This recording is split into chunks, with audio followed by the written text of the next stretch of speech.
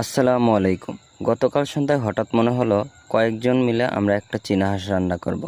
তো পার্শ্ববর্তী বড় ভাইয়ের থেকে একটা হাঁস নিলাম। হাঁস নিয়ে জবাই দিলাম। জবাই করার পরে দেখি চামড়া ঠিকমতো পরিষ্কার করতে পারছিলাম না, পরে চামড়াটাই ফেলে দিলাম। তো ম্যারিনেট করে রেখে দিয়েছিলাম লেবু দিয়ে, যাতে আর কি গন্ধটা না ছড়ায়। তারপরে কি নিজেই চেষ্টা করলাম রান্না করার, যে অন্যের রান্না তো অনেক খেয়েছি, আজকে না হয় নিজেই রান্না করি। তো রান্নার জন্য প্রথমে চেয়েছিলাম গ্যাসের চুলায় রান্না করব, পরে সবাই বললো না, খড়ির চুলাতেই তো ভালো হবে।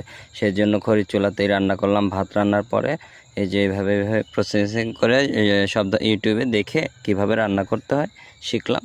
তারপরে কি রান্না করা শুরু করে দিলাম। তো রান্না করে যা বুঝলাম, রান্না করতে পারবো, ভালোই হয়েছিল। যারা খেয়েছে তারাও রিভিউ দিয়েছে রান্নাটি ভালোই হয়েছিল।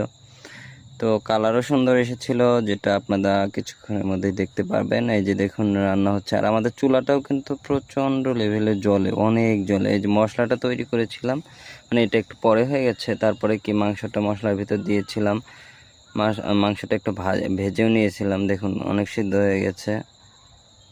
কালারটাও কিন্তু সুন্দর হয়েছে। আলুটাও একদম অল্প দিয়েছিলাম আলু, যাতে আর কি তরকারিটা একটু ঘন হয়, সেজন্য কিছু আলু দিয়েছিলাম। আলুটা একদম নরম হয়ে গিয়েছিল, যে কারণে ঝোলটাও একটু ঘন হয়েছিল। তো লাস্ট মুহূর্তে দেখুন কালারটা কিন্তু খারাপ হয়নি।